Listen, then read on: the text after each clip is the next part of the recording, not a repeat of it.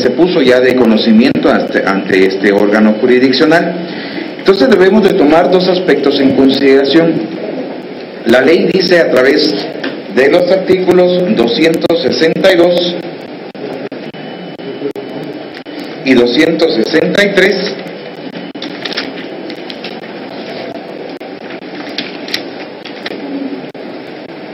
en contrario sensu a lo que dice que el artículo 259 en su segundo párrafo, que la libertad no debe restringirse sino en los límites absolutamente indispensables para asegurar la presencia del imputado en el proceso. A esto yo quisiera agregar que esos límites indispensables para asegurar la presencia del imputado en el proceso van encaminados a enfoques más allá y más profundos que deben de ser analizados y tomados en consideración al momento de dictarse una resolución de esta naturaleza. En el sentido que, al igual que la presencia del imputado, debe de garantizarse el resultado del proceso. ¿Por qué? Porque el fin del proceso penal precisamente da como resultado establecer la averiguación de la verdad, y para eso debemos entonces sacar del camino cualquier obstáculo que se pudiese dar dentro de un proceso penal. Los indicados, por supuesto, en el artículo 262, que sería el peligro de fuga, y el artículo 263 del peligro de obstaculización. Vamos a tomar en cuenta entonces, y para hacer un análisis respecto a estos puntos, el artículo 262, que es lo relacionado al peligro de fuga. Ante este punto es necesario hacer reflexiones respecto a qué debemos entender en peligro o por peligro de fuga. El Código Procesal Penal establece ya todo lo relativo a la presentación de arraigo en el país. Entiéndase esto, cualquier motivo para poder permanecer dentro del país, hasta la manifestación y voluntad de sometimiento a la justicia por parte de algún sindicado o de alguna persona ligada a proceso penal, en este caso en especial, en el caso de la señora Claudia Azucena Méndez Asensio. Pero también deben tomarse en cuenta las magnitudes de las indicaciones que se hacen o que dan motivo a que se dicte un auto de procesamiento. Es decir, no a la literalidad de los delitos, sino en la forma de cómo se ha venido estableciendo y cómo se ha venido identificando el quehacer de una actividad ilícita. En este caso debemos de tomar en consideración que existe un auto de procesamiento por 3 delitos. El primero, asociación ilícita. El segundo, casos especiales de defraudación aduanera, contenidos en las leyes especiales, por supuesto, de cada uno de estos delitos, y el delito de cohecho pasivo. En este punto debemos de reflexionar y debemos de hacer un análisis de qué magnitud estamos hablando de los delitos. Es decir, aquí hay captación monetaria o una posible captación monetaria. Estamos hablando de influencias a todo nivel. Me quiero hacer referencia no en este aspecto del artículo 263, 262, sino al peligro de obstaculización, para hacer más énfasis en estos puntos, en donde debemos de establecer de que al momento de existir o de valorar un peligro de fuga para poder condicionarlo ante un auto de medida de coerción, es importante reflexionar entonces qué debe valorarse exactamente. Si existe un peligro inminente de fuga a efecto de que, en primer término, de seguir operando con total impunidad, esto nos podría dar esta actividad, además de indicar que también están pendientes, en este caso, identificar personas, está pendiente de hacer efectivas órdenes de captura de personas sumamente importantes identificadas. Gracias, buenas tardes, compañeros. El juez de mayor riesgo, después de 2 horas de análisis, resolvió ligar a proceso a Claudia Méndez por los delitos de asociación ilícita, caso especial de defraudación aduanera y cohecho pasivo, debido a que el juzgador analizó los medios de prueba y consideró que no fueron suficientes las 6 horas de exhibición que hizo la licenciada, quien analizó los argumentos del Ministerio Público que la señalaban de los delitos ya mencionados, y el juez en su momento resuelve que todos los indicios presentados por el Ministerio Público dan cuenta que la procesada, ahora Claudia Méndez, en su calidad de ex intendente de aduanas, conocía de la estructura y en su momento ella pudo conocer y haber formalizado una denuncia ante el Ministerio Público, pero no lo hizo. Eso lo basa el juzgador en la sospecha fundamentada establecida en la Ley de la Delincuencia Organizada en el artículo de asociación ilícita, debido a que ella en su momento, a pesar de que dio al Ministerio Público de la CICIG, no lo hizo formalmente a través de una denuncia ante la entidad. El juzgador se llevó 3 horas para concluir en esta resolución. Hizo el análisis de cada uno de los argumentos discriminados por el Ministerio Público. Al momento de hacer mención de estos aspectos, porque al momento de dictarse una resolución en donde se determinen cuáles van a ser esos motivos para dictar un auto de prisión preventiva o cualquiera de las otras circunstancias que se prevén dentro del Código Procesal Penal, debemos de tomar y analizar en su contexto todos estos aspectos. De igual manera, sabemos perfectamente que existen cooperaciones internacionales, cooperaciones a nivel mundial, donde Guatemala no se abstrae de esto, y que obviamente también podrían en algún momento coadyuvar a la ubicación y a la facilitación de la persona para que llegue a esto. Pero sí, sin embargo, es importante hacer mención de lo que yo indiqué anteriormente. Esta fundamentación pues va encaminada a lo que establece, como se indicó, el artículo 62 del Código Procesal Penal, relativo a la facilidad que tiene cualquier sindicado de poder abandonar definitivamente el país o permanecer oculto, que debe ser tomado en consideración también. Ahora, respecto a la obstaculización de la averiguación de la verdad, uno de los aspectos más importantes a tomar en consideración es de hacer un análisis de este tema en este sentido. Dentro de este recinto judicial se han escuchado personas que han defraudado al Estado de Guatemala a través de las diferentes aduanas del país con mecanismos altamente efectivos, toda vez que se valen del reclutamiento de personas para operar a todo nivel, sobornando y extorsionando a los particulares y a cualquier persona de instituciones para poder conseguir sus fines o sus propósitos ilícitos.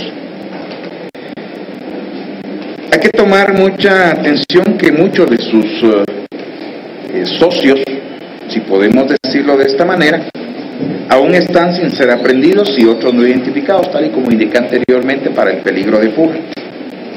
Pero en este caso resulta fácil deducir la obstaculización a la averiguación de la verdad, y aquí quiero hacer un paréntesis y quiero regresar nuevamente a lo que se indicó en su oportunidad de cómo la estructura criminal en algún momento tiene cooptados, y lo estoy diciendo con la propiedad del caso, y tal como se indicó en este momento, en algún momento a la IDE, en algún momento a la Policía Nacional Civil, en algún momento a miembros del Ejecutivo, al organismo judicial. De este caso se derivó un proceso del cual conocemos nosotros como jueces de la impunidad. Estamos hablando de captar o cooptar cualquier institución o cualquier personalidad que en algún momento pueda facilitar o pueda dar como resultado el beneficio de lo que en algún momento se pueda desear, dadas las circunstancias que se encuentra cada uno de los integrantes. En ese sentido,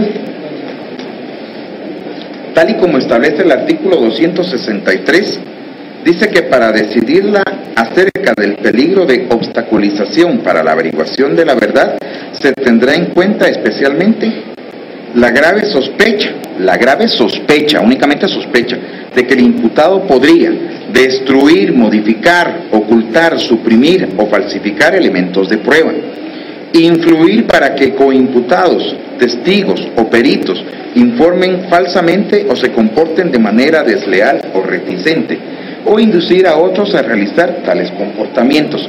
Efectivamente, aquí se podría hablar de que nosotros tenemos como Ministerio Público más de un año de estar haciendo estas investigaciones. Sin embargo, a lo largo de la investigación hemos tenido que tener secuencias investigativas que den como resultado cubrir determinadas etapas.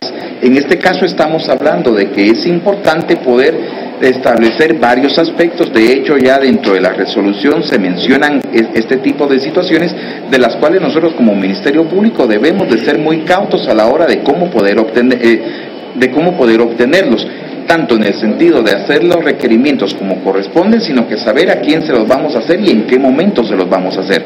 En este caso, la señora Claudia Azucena Méndez Asensio en esta audiencia presentó una serie de documentos del cual dijo que eran de su archivo personal y de medios de información pública. Sin embargo, al igual de como se obtuvieron esos documentos, nosotros también debemos de hacer los mismos. Hay requerimientos que ya obviamente aparecen dentro y que son conocimiento tanto de la sindicada como de los abogados defensores, pero también debemos de tomar en cuenta que existen muchos más que debemos de requerir a instituciones en donde en algún momento la señora Claudia Azucena Méndez Asensio o en algún momento parte de la misma estructura criminal pueda hacer uso o pueda inmiscuirse en estas oficinas y que den como resultado de que se den los presupuestos establecidos en el artículo 263.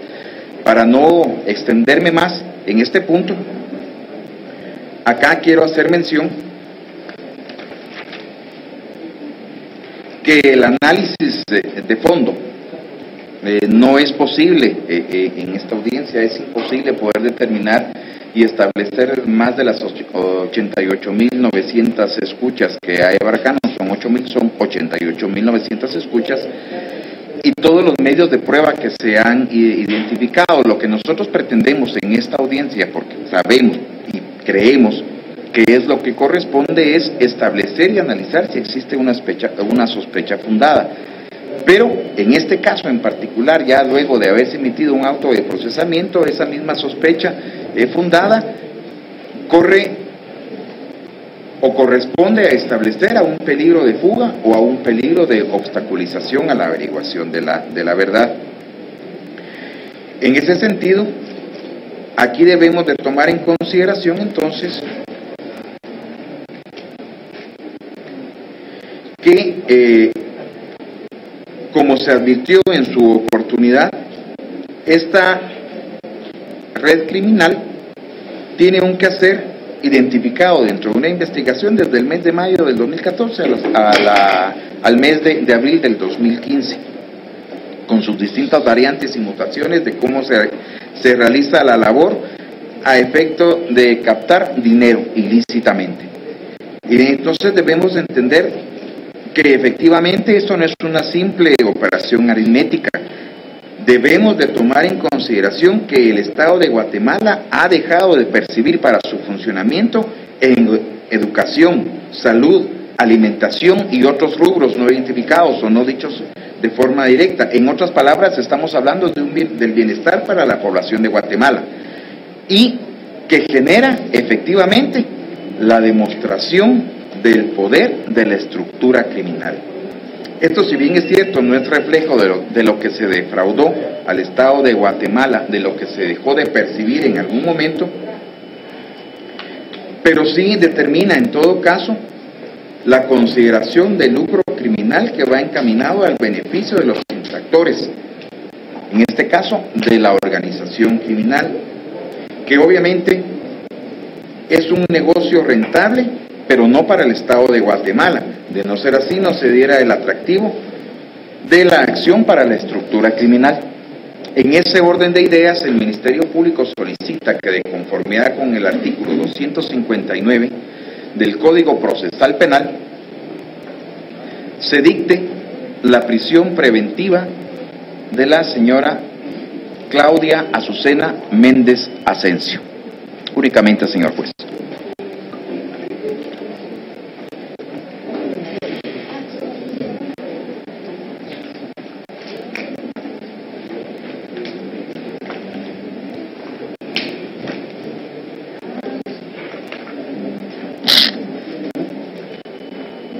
A continuación se le da intervención, abogado Orozco Álvarez. Gracias, señor juez. La libertad de las personas es un derecho protegido por la Constitución, pudiendo ser restringido dentro del ámbito penal.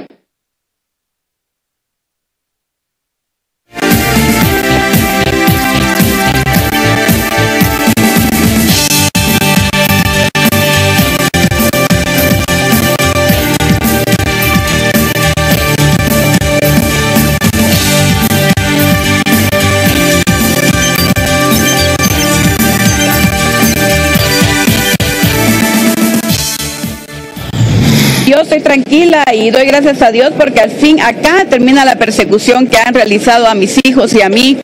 Allanaron mi casa, pues entraron, no hallaron nada. Los documentos de mi casa eran los que ya tenían ellos desde hace un año. No, bueno, estoy afectada normal como madre pensando a mis hijos. Estas son las declaraciones que se dan luego de la captura que se dio esta mañana a algunos jueces. Nosotros le estaremos ampliando esta información a lo largo de esta emisión. Bienvenido a Noticias a la 1 p.m. Bienvenido, muchísimas gracias por sintonizar Noticias a la 1 p.m. Empezamos de lleno con nuestros titulares. Banco Industrial, siempre de tu lado, presenta los titulares.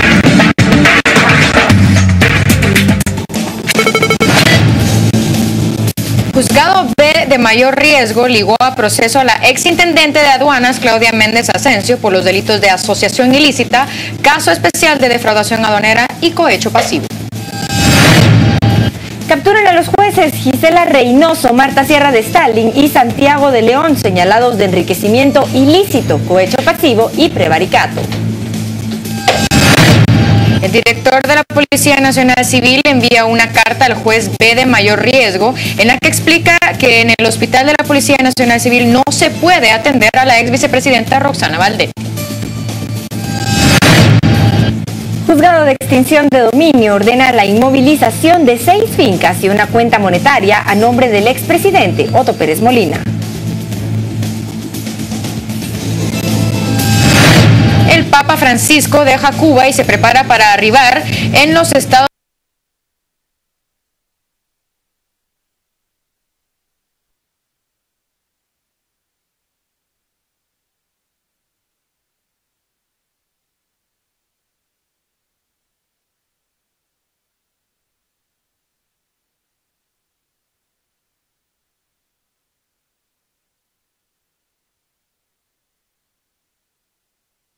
susceptibles del otorgamiento de alguna de las medidas sustitutivas establecidas en el artículo 264 del Código Procesal Penal, también lo es que en el presente caso no es recomendable, toda vez que existen elementos que ponen en riesgo el proceso y que han sido ampliamente relacionados en el presente caso por mis antecesores, el Ministerio Público y la CICIG.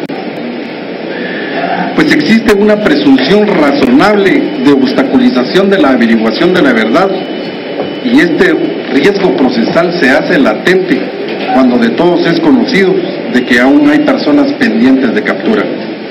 El artículo 263 del Código Procesal Penal se refiere al peligro procesal de obstaculización de la averiguación de la verdad y que a juicio de esta representación hay una presunción razonable de que se pueda materializar en la persona de la sindicada. Consecuentemente, señor juez, mi representada se adhiere a la petición formulada por el ente investigador y por la CICIG en cuanto a que se dicte auto de prisión en contra de la señora Claudia Azucena Méndez Asensio. Solamente. Muy bien. A continuación, abogado Domingo López Francisco.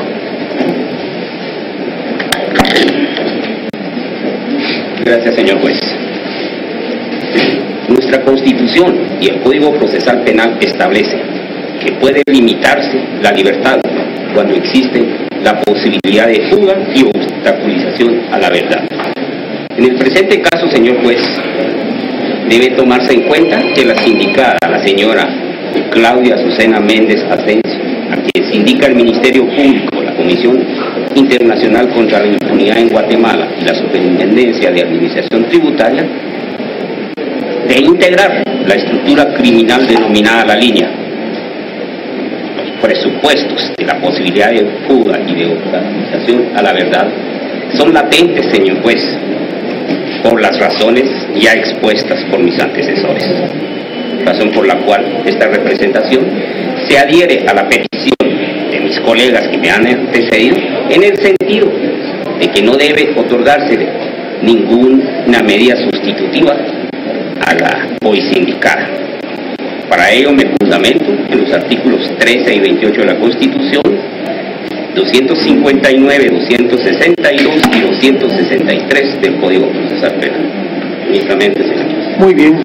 Entonces, a continuación se le da intervención a la abogada Carol Virginia o al abogado Edwin de León. Gracias, señor juez.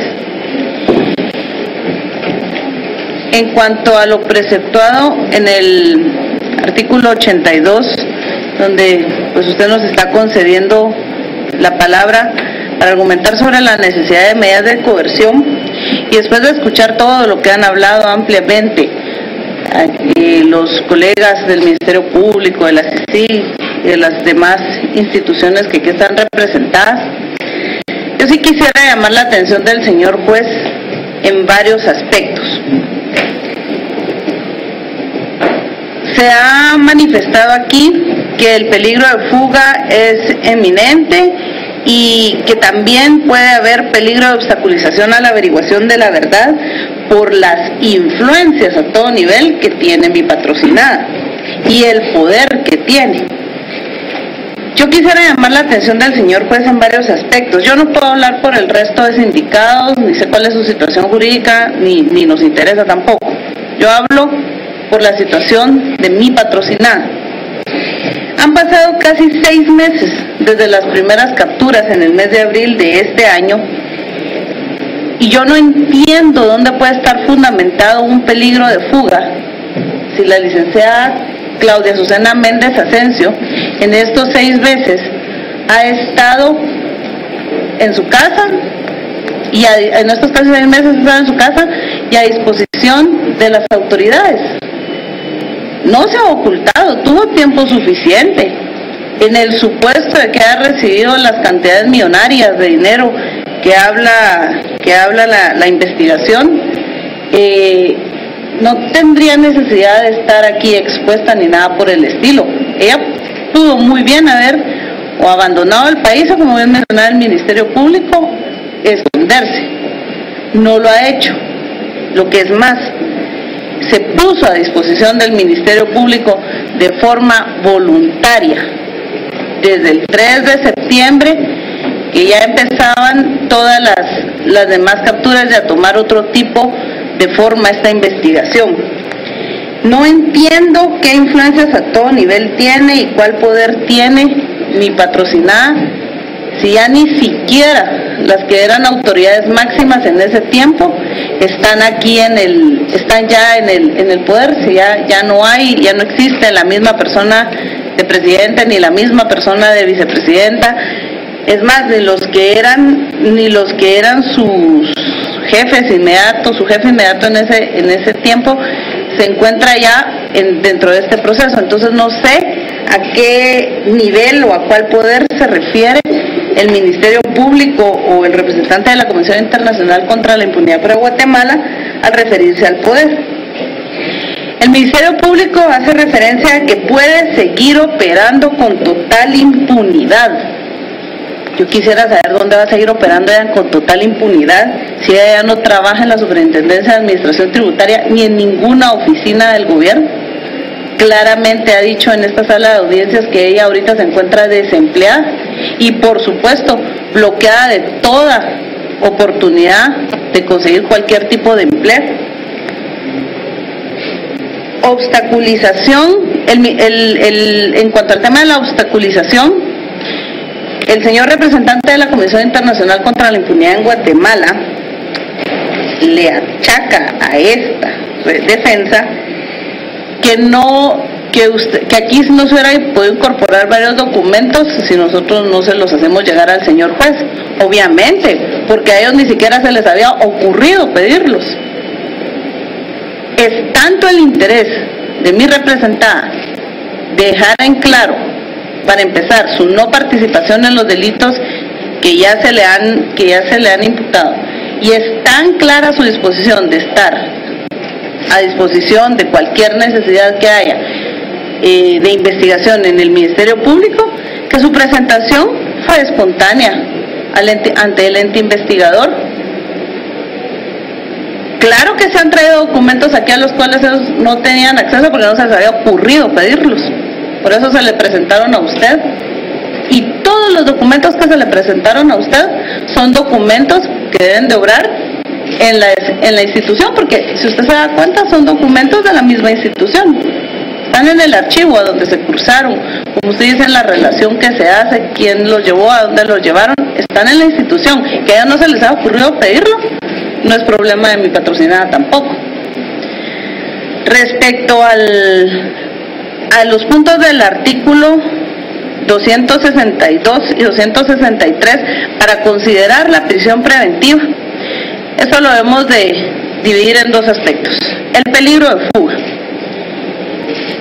El artículo 262 en su numeral primero indica que se necesita que para decidir acerca del peligro de fuga se tendrá en cuenta especialmente las siguientes circunstancias. Primero, arraigo en el país, determinado por el domicilio, residencia habitual, asiento de familia, sus negocios o trabajo y las facilidades para abandonar definitivamente el país o permanecer oculto. Señor juez, en este momento le hago entrega de un recibo de teléfono y un recibo de energía eléctrica de la residencia de la señora Claudia Azucena Méndez Asensio, mismo que contienen la dirección exacta de donde a ella de la casa donde fueron a allanarla, donde la encontraron y donde ha permanecido, como ella misma lo expresó en esta sala de audiencias, los últimos casi 5 o 6 meses desde que dejó de trabajar en la Superintendencia de Administración Tributaria. En cuanto a el numeral 2 del referido artículo, dice la pena que se espera como resultado del procedimiento. Señor juez, ya tenemos fallos acerca a este respecto, de que indicar que la pena que se espera es prejuzgar o es declarar culpable y violentar así el principio de inocencia. Respecto al numeral tercero, dice la importancia del daño resarcible y la actitud del sindicado imputado adopta voluntariamente frente a él. ¿Cuál daño, señor juez? Yo me pregunto, ¿qué daño ha causado ella que haya quedado demostrado en este momento? Se tienen indicios, como bien se le dijo, ya se le conminó al Ministerio Público para que amplíe y realice la investigación de manera más profunda, usted mismo se lo solicitó. Respecto del numeral y respecto a la actitud, del sindicado, ya hemos hecho referencias en más de una oportunidad de la presentación espontánea que mi patrocinada ha tenido ante el Ministerio Público.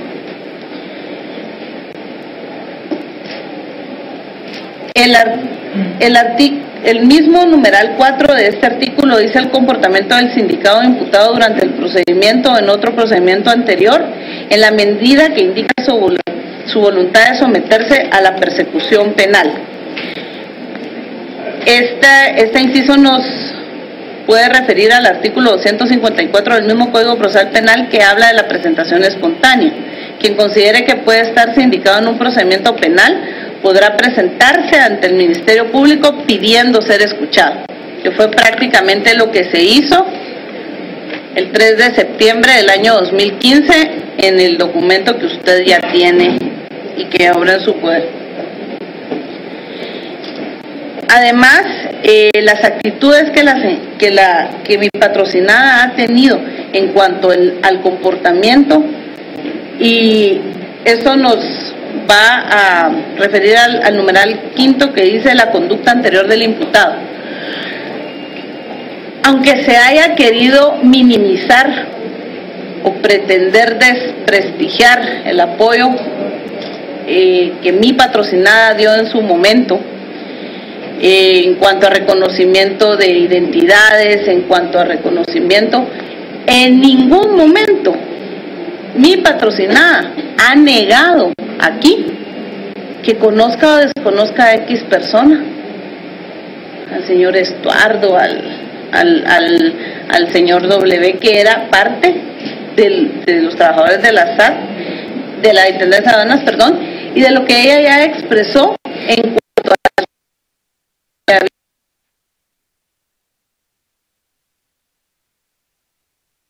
no lo conozco, no, yo no sé quién es él, pero qué lógica tiene que mi patrocinada se haya referido a ellos en esta sala de audiencia. Simple, señor juez, la oportunidad de averiguar la verdad.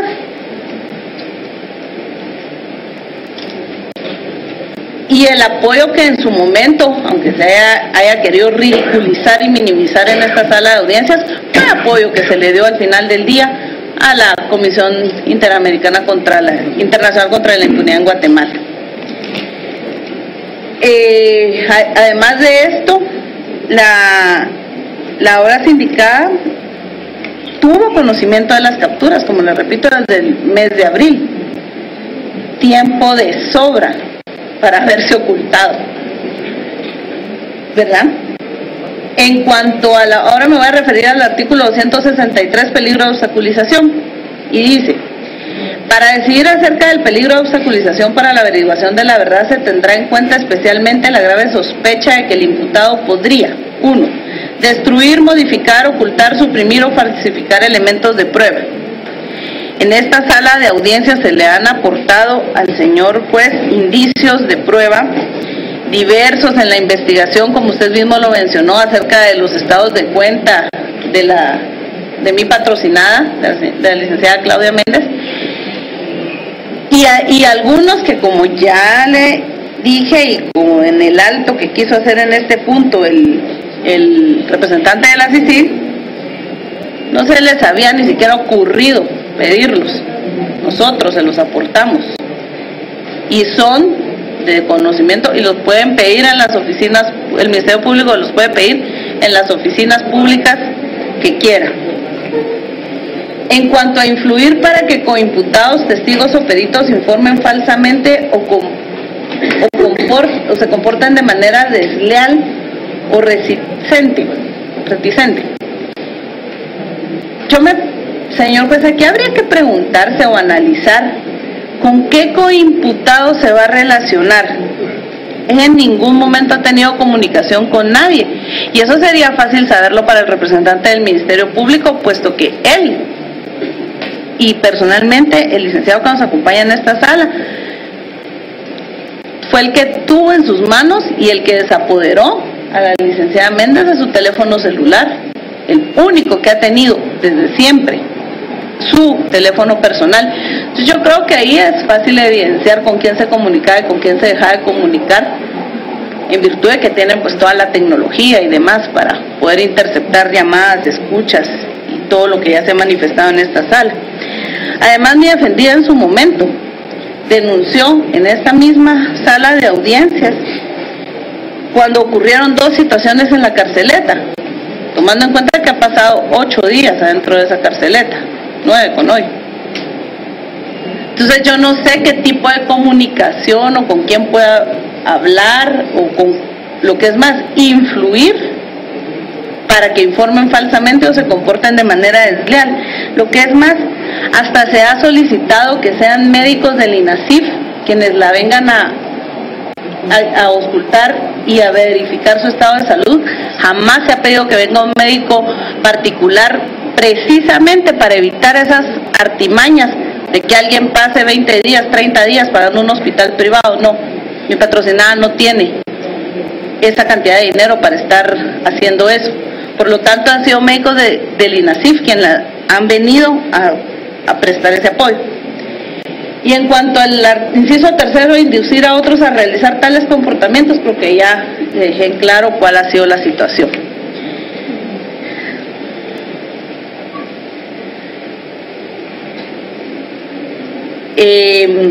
Está por demás decir que, pues obviamente ella conoció de las capturas del que entonces era presidente y quien entonces era vicepresidente y quien había sido su jefe, sus jefes inmediatos superiores.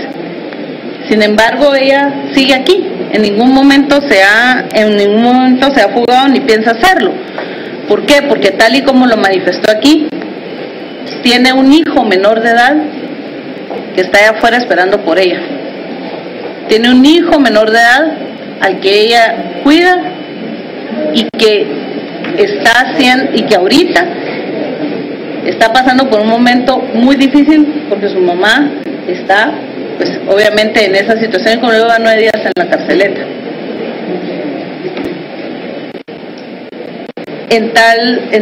Con tal circunstancia, se me va a permitir hacer la entrega también al señor juez de la constancia de carencia de antecedentes penales y policíacos. Mi patrocinada en ningún momento ha sido,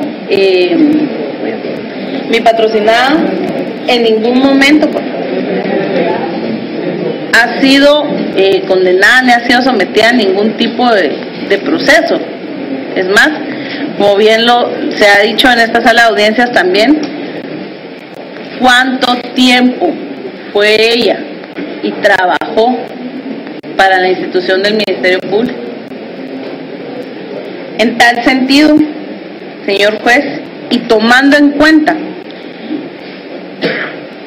que la prisión preventiva debe ser considerada la última ratio, la medida extrema, y que ninguno de los presupuestos del artículo 262 y 263 se han cumplido, se ha demostrado, yo no sé qué más quiere el Ministerio Público que se haga aquí.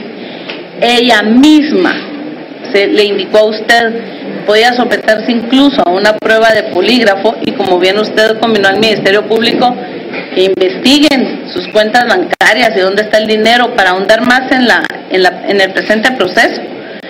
Con todo respeto y basándome en el artículo 264 del Código Procesal Penal, señor juez, haciendo evidente que no hay peligro de fuga o de obstaculización para la averiguación de la verdad, y siendo que puede ser aplicada otra medida menos grave para el imputado, y tomando en cuenta que pareciera que solo se quiere estar saturando las cárceles de personas sin entrar a analizar por parte del Ministerio Público cuál ha sido la participación de ella frente a esta investigación y a este proceso. Con todo respeto, señor juez, le solicito que, si usted tiene a bien considerarlo, el arresto domiciliario de mi patrocinada, contenido en el artículo 264, inciso 1, donde indica que el arresto domiciliario en su propia residencia o en custodia de otra persona, sin vigilancia alguna o con la que el tribunal o juzgado en este caso disponga. Lo contenido en el numeral tercero, la obligación de presentarse periódicamente ante el tribunal o la autoridad que se designe. Periódicamente puede ser una vez a la semana, una vez cada 15 días, una vez al mes o todos los días si el señor juez considera oportuno. E idealmente que sea ante el juzgado que conoce la investigación, para que no vaya a inferir el Ministerio Público de que se va a acercar al Ministerio Público todos los días a hacer algo indebido, ¿verdad? No, siempre que el Ministerio Público la cite y la necesite para cualquier situación dentro del presente proceso. 4. La prohibición de salir sin autorización del país, de la localidad en la cual reside o del ámbito territorial que fije el tribunal. Inciso 6, la prohibición de comunicarse con personas determinadas siempre que no se afecte el derecho de defensa. Por lo tanto, si el señor juez lo considera pertinente en sustitución de la medida de prisión preventiva, le solicito atentamente sea aplicada una o varias de las medidas sustitutivas que acabo de manifestar. Gracias. Muy bien. Fíjense que yo se los decía el día viernes en la tarde, hablar de derechos penales es hablar de violencia, y violento actúa al particular y violento actúa al Estado. El Estado por medio del Ministerio Público y su servidor como juez. Y esto es una de las funciones más complejas del proceso penal. Considero que la libertad es lo más sagrado de una persona, y por eso es que ya imagino que es restringirle a una persona su libertad. Pero hago referencia, y por supuesto veíamos imágenes de la audiencia de primera declaración de la exintendente de aduanas, Claudia Méndez Asensio. Escuchábamos a la defensa, quien estaba mostrando sus argumentos porque ella tendría que tener algún tipo de medida sustitutiva. Y en este momento el juez Miguel Ángel Gálvez tiene la palabra. Nosotros estaremos trasladando los detalles más adelante. Pero ahora vamos a cambiar de tema y vamos a hablar del ex vicepresidente